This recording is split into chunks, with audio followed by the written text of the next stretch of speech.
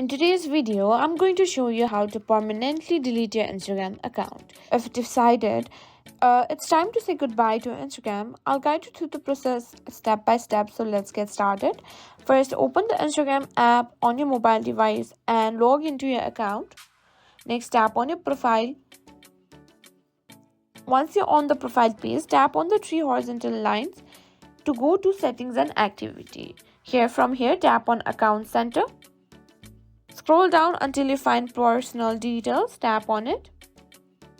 Here you can find the option to account ownership and control. Tap on it and then select deactivation or deletion. Here you can find two options, that is a deactivate account and delete account. If you deactivate your account, you can simply log back in again and activate your account. But if you decide to delete your account, it will permanently delete your account. Now choose on delete account, click on continue. Now you may be prompted to tell the reason why you want to delete the account. Choose the reason from the drop down menu.